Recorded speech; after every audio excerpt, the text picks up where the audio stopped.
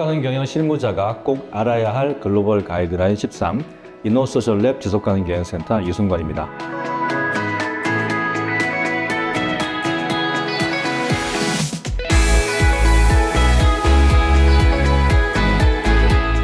아, 11번째 가이드라인은 IFRS, ISSB S1, S2인데요. S2는 주로 기후 관련된 내용이라서 이제 그 TCFD 내용과 거의 유사하기 때문에 설명을 안 한 부분이 S1, 특히 이제 SASB, SASB라고 부르는 부분들인데 이 부분에 대한 설명을 간단히 진행하도록 하겠습니다. IFRS, ISSB S1 이름이 길죠. 이것에 대해서 설명하기 위해서는 전반적으로 ESG 투자의 역사적 맥락을 좀 이해할 필요가 있습니다.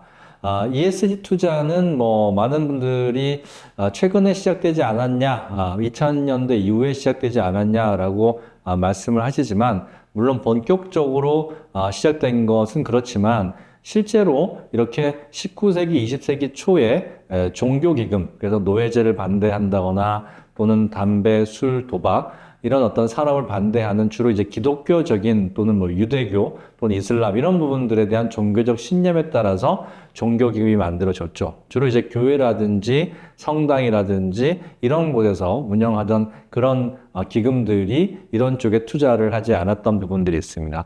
그러다가 1970년대, 즉 1960년대에 미국과 유럽을 중심으로 베트남 전쟁에 대한 반전운동이라든지 또 인권운동, 환경운동들이 활발해지면서 그런 정신들에 동의했던 이 투자자들이 사회책임 투자라고 하는 개념을 들고 나오기 시작합니다. 그래서 전쟁과 인종의 차별, 그럼 어떤 기업들이 있을까요? 전쟁에 무기를 대는 기업들이라든지 인종차별을 해서 예를 들면 흑인과 백인에 대한 어떤 차별적 정책을 가지고 있는 기업이라든지 이런 기업들에 대한 투자하는 것들을 반대하는 사회책임 투자가 활성화되기 시작했습니다. 그러다가 1990년대에 전반적으로 이 투자에 대한 기술들 또는 투자 경영에 대한 것들이 많이 발달하고 투자 회사가 엄청나게 많아지면서 이 사회책임 투자 또한 투자 상품화가 되기 시작했습니다. 그러다가 2000년대에 이르러서 이게 상품화 차원을 넘어서서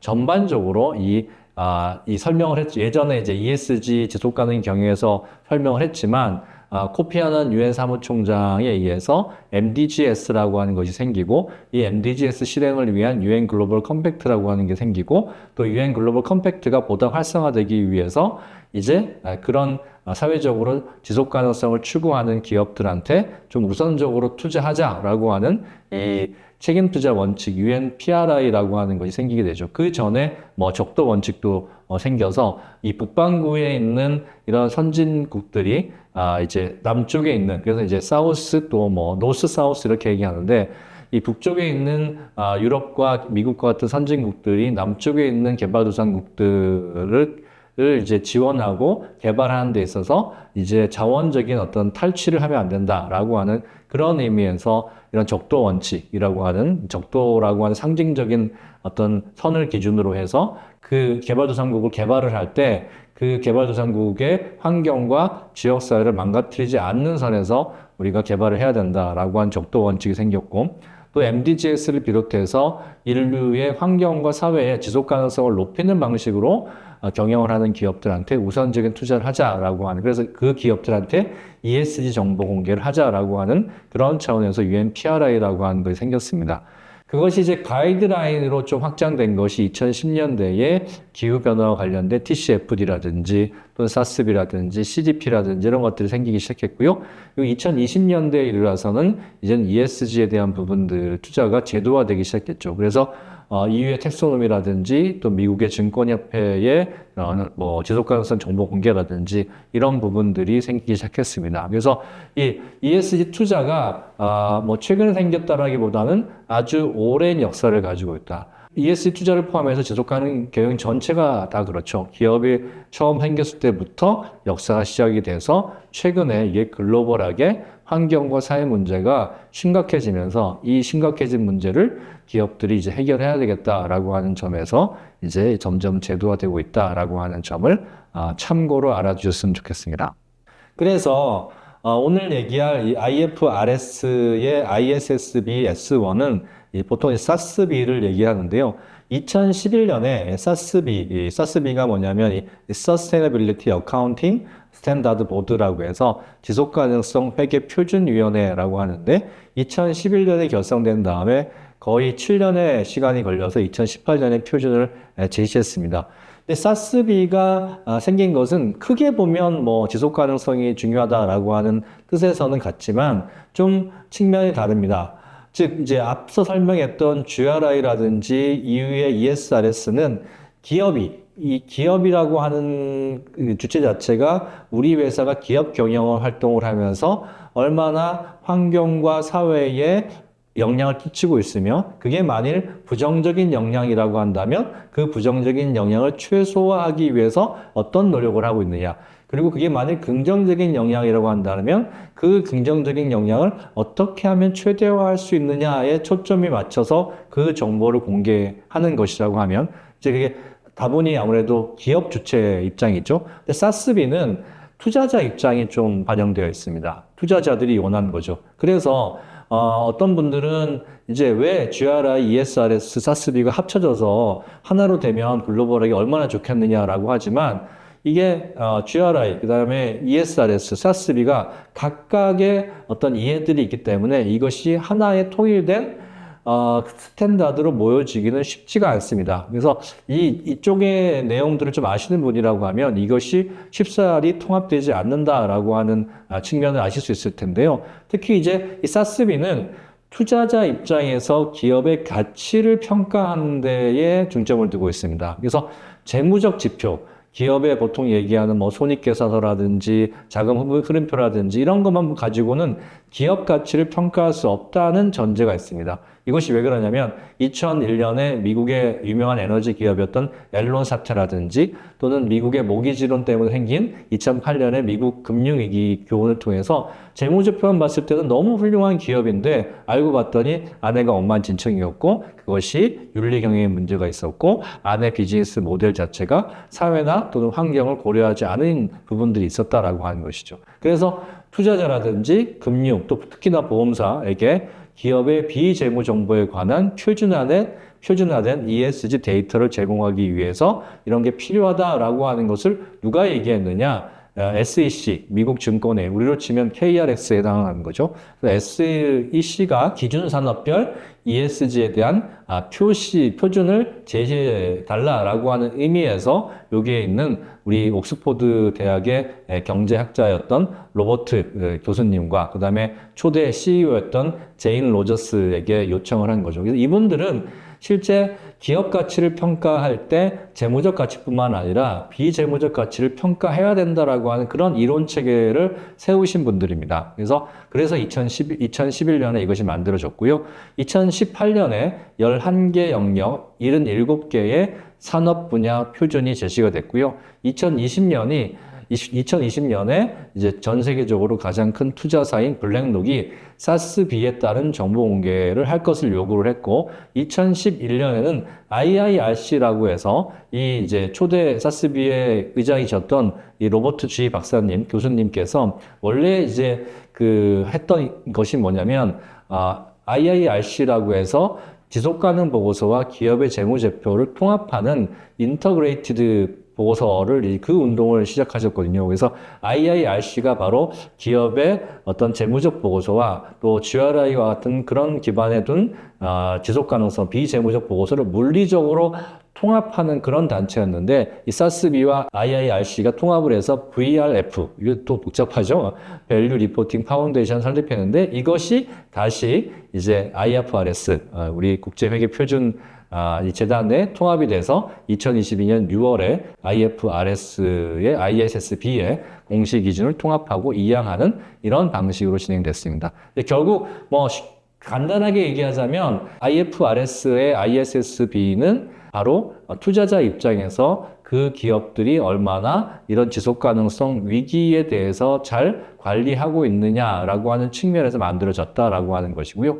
그래서 이제 2022년에 ISSB 초안이 발표가 됩니다. 그래서 ISSB는 여기 보시면 International Sustainability Standard Board, 그래서 국제 지속 가능성 표준 위원회고, 이게 이제 IFRS 국제 회계 기준 재단, 우리 지금 회사에서 재무제표를 만든 스탠다드 기준이 있겠죠. 그것을 만드는 곳이 바로 IFRS인데요. 그래서 IFRS 산하의 기구로 ISSB가 만들어졌고, 그게 2021년 11월이고요. 그리고 나서 뭔가를 새로운 스탠다드를 갑자기 만들기는 어렵겠죠. 그래서 두 개의 스탠다드를 결합시켰습니다. 그래서 2022년 3월에 S1, 스탠다드 1은 바로 이제 사스비에 해당하는 부분들이고, S2는 TCFD에 관련된 내용들입니다. 그래서 S1은 사스비, S2는 TCFD를 결합시켰다라고 보시면 크게 틀린 얘기는 아닙니다. 그리고 2023년 6월에 최종안을 발표했고요. 그리고 이 ISSB의 S1, S2는 분명하게 투자자 입장입니다. 그래서 기업 중심이 아니라 투자자 입장에서 명확한 ESG 지표 확인과 요구를 위함이고요. 그래서 A라는 기업, B라는 기업, C라는 기업에 투자를 할 것인가 말 것인가를 결정하기 위한 정보를 제공받기 위해서 하는 거다. 그리고 정보 공시의 원칙이 있습니다. 이 단일 중대성이라고 하는 부분들인데요. 이게 이제 ESRS, EU의 ESRS나 GRI와 가장 큰 다른 점이라고 할 수 있습니다. GRI는 주로 기업이 환경과 사회에 끼치는 영향, 그 중에서도 부정적인 영향에 중심이 되어 있습니다. 그 이유는 GRI 강의에서 나왔지만 바로 이 알래스카의 이 석유를 유출하는 그 사건으로 인해서 시작됐기 때문에 기업의 어떤 책임성을 강조하는 게 GRI라고 한다면, 이 EU의 ESRS는 기업이 끼치는 영향뿐만 아니라 기업에게 지속가능성 여러 가지 기후위기라든지 생태계의 파괴라든지 이런 문제가 기업에게 또 어떤 영향을 미치느냐. 그래서 서로 양쪽을 영향을 미치는 걸, 그래서 이것을 뭐라고 얘기하냐면 이중중대성 또는 뭐 복합중대성, 그다음에 상호중대성 이런 표현을 씁니다. 한국에서는 주로 이중중대성이라는 표현을 쓰죠. 그런데 이 ISSB는 우리 기업이 영향을 미치는 것까지는 우리가 신경 쓰지 않겠어. 대신 외부의 환경이 너네 이제 투자하려고 하는 회사에게 어떤 영향을 미치는지, 그것에 특히 위험과 기회라고 하는 측면에서 그것을 중요하게 여기겠다라고 해서 단일 중대성이라고 합니다. 그리고 공급망 관련된 정보를 공시하라고 했는데, 이것도 공급망 리스크, 어떤 외부의 기후위기라든지 또는 지속가능성 위기가 우리 회사의 공급망에 영향을 끼쳐서 그것이 위험이 될 것이냐, 또는 뭐 기회가 될 것이냐라는데, 주로는 이제 위험, 리스크에 방점이 찍혀 있습니다. 그래서 이 리스크와 기회가 어떤 것이 있느냐, 그리고 두 가지가 어떻게 연관되어 있느냐, 이런 부분들을 보고하라라고 지금 되어 있습니다. 그래서 S1, S2의 구조를 살짝 살펴보면요, 이 목적 자체는 자본 제공자라고 하면 뭐 은행이 될 수도 있고, 또는 개인 투자자가 될 수도 있고, 아니면 투자 회사가 될 수도 있고, 또는 연기금이 될 수도 있죠. 그래서 자본 제공자에게 의사결정 과정에서 유용하게 활용할 수 있는 지속가능성 관련 합리적인 위험 및 기회에 대한 정보 공시라고 해서, 이 사스비가 요구하는, 뒤에서 설명하겠지만 77개의 산업별로 요구하는 지속가능성 요소들이 있습니다. 그 요소들이 우리 회사에 이런 어떤 위험이 될 것이냐, 어떤 기회가 될 것이냐를 이제 밝히는 것. 그래서 그것을 가지고 투자 결정을 하는 것이 목적이고, 또 S2, 기후 관련 정보 공개, TCFD를 대부분 가져온 이 내용은 이 투자 의사 결정 과정에서 기후 관련 중요한 기회와 리스크가 뭐가 있느냐, 이런 부분들입니다. 그것을 이제 거버넌스 차원, 전략적인 차원, 위험 관리 차원, 지표 및 목표 차원, 이렇게 공개하게 되어 있는 것이 바로 S1, S2의 내용이고, 오늘은 주로 S2에 대해서 말씀을 드리겠다라고 하는 부분들입니다.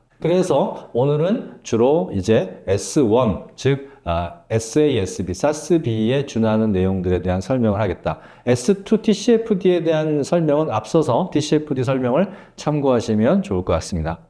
S1을 보다 좀 자세하게 설명드리겠습니다. 우리 이제 S1은 일반 목적인 재무보고서, 우리가 이제 매년 결산이 끝나면 보통 이제 주주총회 전에 재무보고서를 내죠. 그래서 재무보고서의 주요 이용자는 누구겠어요? 주주가 있을 수 있고, 그 회사에 돈을 꾸어준 투자자가 있을 수 있죠.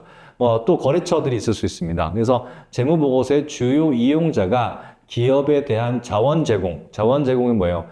주식을 산다거나 대출을 해준다거나 아니면 또 채권을 산다거나 그 원재료라든지 자원을 제공할 수 있는 거죠. 거래처 입장에서는. 그래서 자원 제공과 관련된 의사결정을 할 때 어떤 유용하게 기업의 지속 가능성 관련된 위험 및 기회에 대한 정보를 기업이 공시하도록 요구하는 목적이 있습니다. 그래서 전반적으로 어떤 가치사슬 전반에 걸쳐서 이 사스비도 그렇고 전반적으로 지속가능 경영은 가치사슬 전반에 걸쳐 있는 부분들이니까요. 그래서 가치사슬 전반에 걸쳐서 이해관계자, 사회, 경제, 자연환경들은 기업의 현금 흐름에 영향을 미친다라고 하는 전제. 즉 가치사슬에 있는 전반적인 위험과 기회들이 기업 자체의 현금 흐름, 특히나 수익, 그 다음에 비용, 매출, 이런 부분, 특히 이제 비용 부분에 리스크가 발생하는데 그런 부분들에 영향을 미친다라고 하는 그런 전제가 있습니다. 다음으로 S1의 정보 공개 원칙입니다. 그래서 기본 원칙은 유용한 정보를 공개할 것, 그리고 재무 보고서의 일부다. 그래서 이제 IFRS의 ISSB를 우리가 공식화하게 되면 보고서를 언제 내야 되느냐? 바로 이제 재무보고서를 낼 때, 즉 주주총회를 위해서 보통 우리나라 재무보고서가 2월 말 정도에 나오는데 2월 말 정도에 이렇게 재무보고서에 일부로 포함시켜야 된다라고 하는 것이고, 공정 공개라든지 표현의 충실성이라든지 중요성이라든지 이런 부분들에 대한 공정한 표시를 해야 되고, 주의사항은 연결 재무제표. 재무제표들이 보통 종속기업들, 즉 우리의 자회사들과 연결되어 있거든요. 그런 연결 재무제표에 있는 내용들을 그대로 해야 된다. 즉 지속 가능성에 대한 내용들은 우리 그 모회사만 하고, 그 다음에 재무제표는 자회사까지 포함하고 이러진 말아라라고 하는 내용인데, 이것은 이제 앞에 설명했던 GRI나 ESRS랑 똑같은 내용이라고 보시면 됩니다. 다음으로 S1의 핵심 요소의 첫 번째인 거버넌스입니다. 앞서 설명했던 CDP에서도 출발이 이제 거버넌스였는데요. 이 책임 있는 의사결정 기구, 즉 이사회라든지 경영진들이 얼마나 이 지속 가능성에 대한 관심을 가지고 의사결정을 하느냐가 첫 번째 출발입니다.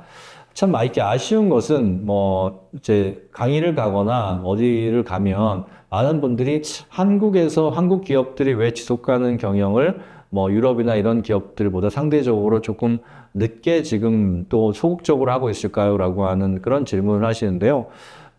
저는 그렇게 판단하는 것이 현재 경영진이나 또는 이사회에 계신 분들이 이 지속 가능 경영에 대한 중요성, 또 지속 가능성이 얼마나 중요하고 이 위기에 있는지에 대한 부분들을 분명하게 인식하시지 못하시는 것 같아요. 그래서 그렇기 때문에 보다 지속 가능 경영에 좀 관심이나 자원을 덜 투자하는 것 같다라고 하는 부분들입니다. 그래서 이런 경영진 그리고 이사회가 얼마나 이런 지속 가능성에 대한 관심을 가지고 있고 책임과 역할을 하느냐라고 하는 부분들을 공개해야 되고요. 두 번째가 이제 전략이죠. 전략이라고 하는 것은 여러 차례 말씀드렸지만 우리 회사가 가지고 있는 자원을, 이 제한된 자원을 어디에 먼저 투입할 것인가를 결정하는 것이 바로 이 전략이거든요. 그러면 외부의 지속 가능성 관련된, 예전에는 재무적인 어떤 위험만 있었다라고 하면 지금은 재무적인 위험뿐만 아니라 기후변화라든지 생물 다양성 문제라든지 사회적인 어떤 갈등이라든지 이런 것들이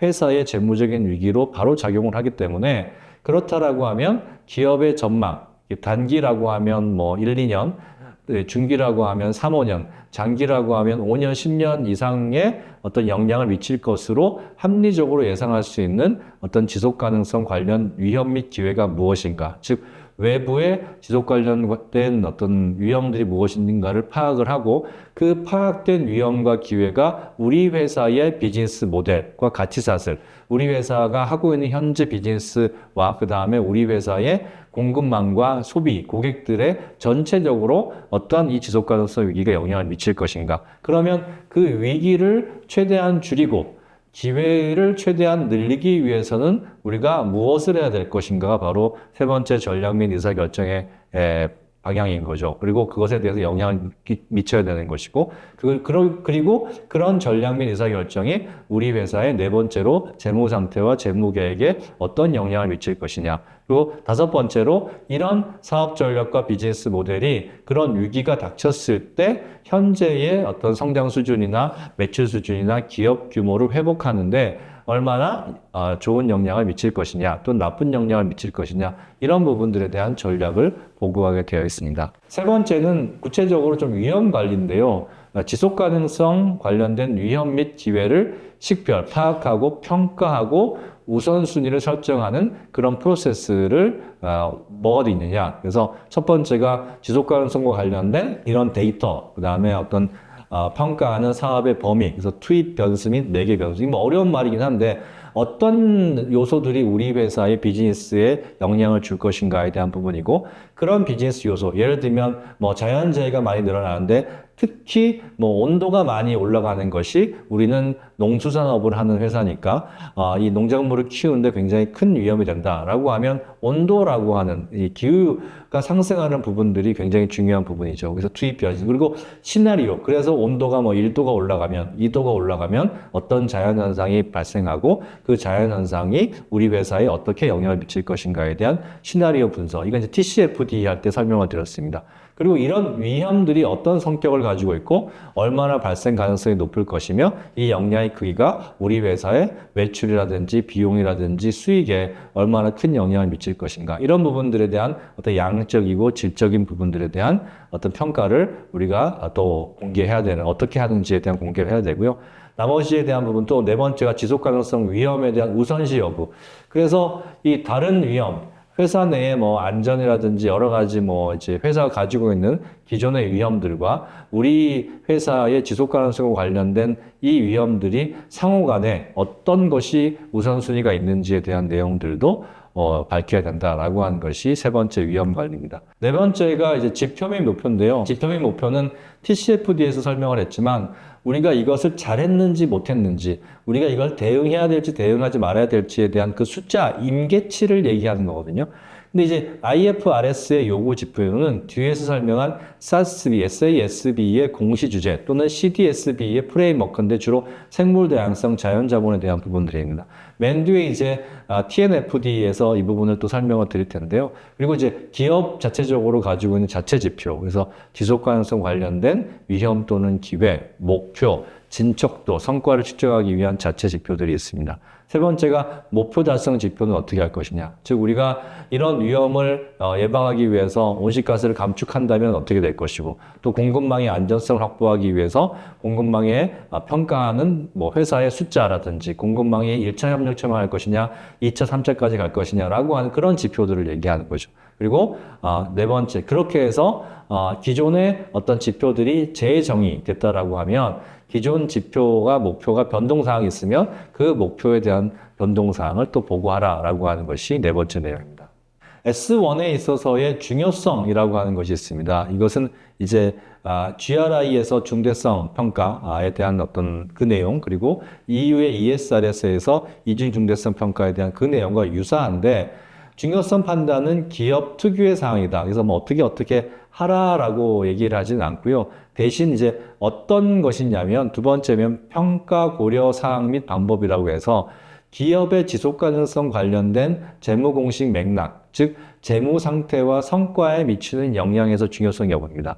즉 GRI나 ESRS에서는 이게 재무적으로 꼭 중요하지 않아도 영향을, 환경과 사회에 끼치는 영향이 매우 크다라고 얘기하면 재무적 영향을 제외하더라도 이렇게 보고하는 부분들이 있는데, 이 IFRS에서 얘기하는 ISSB S1은 그게 아니다라고 하는 거죠. 그래서 이것이 중요한 것이 투자자 입장이기 때문에 그러한 요소가 우리 회사의 재무 상태에 영향을 미치느냐에 대한 것들만 중요한 정보로 보고하면 된다라고 하는 것입니다. 그리고 이제 미래 영향, 앞으로 어떻게 불확실하겠지만 미래적으로 어떤 영향이 있느냐라고 하는 부분들. 그리고 이제 중요하지 않은 정보에 대해서는 보고하지 않을 수도 있지만 한편으로는 또 중요하지 않은 부분들에 대해서도 선택한다라고 하면 보고할 수 있다. 근데 이 보고하는 중요성의 항목들이 어디에 뒤에 사스비에서 제공된 산업별 항목들을 참고하라라고 하는 것이죠. 그래서 이 지속 가능 보고서를 작성을 할 때 이제 많이 좀 그 혼란스러운 부분들이 GRI와 EU의 ESRS와 그다음에 IFRS, ISSB의 S1, S2의 중대성 그 보고 방식이 좀 다르다라고 이렇게 나와 있는데 그게 이제 영향의 방향성에서 극명하게 차이가 나는 거죠. GRI는 주로 뭐 조직이나 기업이 경제, 환경, 산업에게 미치는 영향 에 있다라고 하면 ESRS는 상호, 그래서 이중 중대성이고 그다음에 이제 IFRS와 ISSB S1은 이 기업이 끼치는 영향이 중요한 게 아니라 지속 가능성 이슈가 우리 회사에 특히 재무적으로 어떤 위험과 기회가 되느냐 이런 부분들에 있어서 중요한 이슈를 뽑아낸다라고 하는 것입니다. 이 차이가 있기 때문에 쉽사리 이 세 개가 하나가 되기가 좀 어려운 거죠. 이해하시죠? 요 차이 바로 기업과 경제, 환경, 사람 사이의 관계를 어떤 방식으로 설정하고 그 중에 중요한 부분들이 영향 그 자체인 건지 아니면 주고받는 영향인 건지 아니면 이 재무적인 부분들에 영향을 미치는 건지 이 관점의 차이가 있기 때문에 이것을 하나로 합치는 것이 쉽지가 않다라고 하는 내용들을 아셨으면 좋겠습니다. 다음으로 이제 S1의 적용 방법입니다. 원래 계획대로라고 하면 2024년 1월 1일 이후에 최초 시작되는 회계연도니까 뭐 2024년 이제 올해부터인 거죠. 그러나 이게 전 세계적으로 막 적용되고 있는 상황은 아닌 것 같습니다. 특히 이제 뭐 미국이나 뭐 우리나라 같은 경우도 이 ISSB의 S1, S2 중에 S2를 즉 TCFD에 해당하는 기후변화와 관련된 우리 회사의 어떤 준비 사항들 이런 것들에 대해서 공개하는 것을 조금 더 먼저 시행되는 부분들이고요. 앞에 있는 S1에 대해서는 미국을 비롯해서 우리나라도 보고하려면 하고 뭐 이런 자율에 맡기고 있는 상황입니다. 그래서 이제 공시 주제가 S1은 사스비 기준, 그래서 기업의 자신의 활동과 가장 밀접하게 부합하는 사스비 기준을 식별하고 적용하고 그다음에 CDSB라고 해서 Climate Disclosure Standard Board Framework라고 해서 이 중에서 특히 물과 생물 다양성에 대한 부분들 그리고 뭐 다른 주제를 한다라고 하면 이게 또 GRI나 ESRS를 가지고 보고하는 기업들이 많기 때문에 사스비만 가지고 하게 되면 GRI나 ESRS가 충족이 안 되거든요. 그래서 GRI나 ESRS를 보고해야 되는 기업들은 이것까지 포함해서 그래서 이제 최근에 GRI, ESRS 또 GRI 또 ISSB 이런 식 또는 ESRS, ISSB 이런 식으로 상호 간에 어떤 두 가지를 이용을 해서 보고서를 낼 때 어떻게 해야 되는지에 대한 안내들이 나오고 있습니다. 이건 또 다음 기회에 설명을 한번 해보도록 하겠습니다. 그래서 사스비는 뭐 UN이나 OECD에서 발표한 여러 가지 지속 가능성 보고서에 따라서 지속 가능성 이슈를 크게 5가지로 나누고 있는데요. 이것을 사스비의 지속 가능성 유니버스라고 얘기합니다. 환경은 뭐 온실가스 배출, 대기질, 에너지 관리, 연료, 뭐 물 및 폐수 관리 이런 것들이 들어가 있고 리더십 및 거버넌스는 뭐 체계적인 위험 관리, 사고 및 안전성 관리, 뭐 사업 모델 및 혁신은 뭐 이제 자산 및 영업에 미치는 환경적 사회적 영향, 그다음에 뭐 사회적 자본은 인권 및 지역사회 관계, 접근성 및 적정 가격, 인적 자본은 노사 관계, 공정 노사 관계 이런 내용이 들어가 있습니다.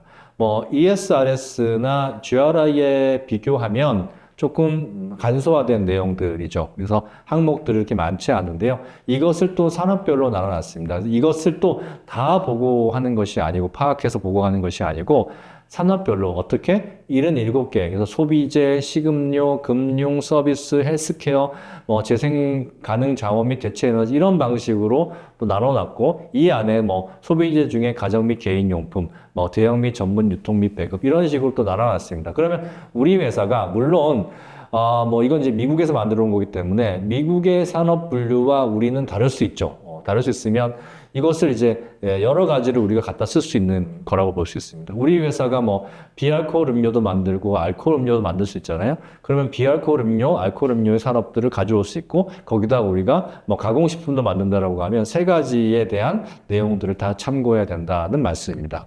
그래서 예를 들면 가정 및 개인용품에 본다라고 하면 가정 및 개인용품에서 사스비가 요구하는 지속 가능성에 대한 중요한 그 인덱스는 바로 물 관리, 또 제품 자체의 환경 보건에 대한 안전 성과, 그리고 포장재 수명 주기 관리, 또 팜유, 우리 이제 뭐 생물 다양성에서 팜유가 되게 중요한 이 요소인데 이 팜유 공급망의 환경적 사회적 역량, 그리고 뭐 판매된 제품 수, 판매된 제품 총 중량, 제조 시설 수, 이런 것들이 지속 가능성에 영향을 미친다. 이 내용을 보고해라라고 하는 부분들을 얘기하고 있습니다. 그래서 뭐 이런 부분들에 대한 이제 뭐 물 관리에 대한 부분들, 제품 환경 보존 안전 성과에 대한 부분들, 포장재 수명 주기 관리에 대한 부분들에 대한 설명이 홈페이지에 들어가면 우리나라 이제 회계 기준에 들어가면 이런 부분들이 다 설명이 되어 있으니까요. 사스비에 대해서 이제 정보 공개를 한다라고 하면 이런 것들을 참고해서 하시면 된다라는 말씀입니다. 네, 또 이렇게 뭐 전기 및 전자장비 같은 경우도 에너지 관리, 유해 폐기물 관리, 뭐 제품 안전, 제품 수명 주기 관리와 같이 전기 및 전자장비 산업에 특화된 지속 가능성 주제를 가지고 이렇게 제시를 해라라고 지금 얘기를 하고 있습니다.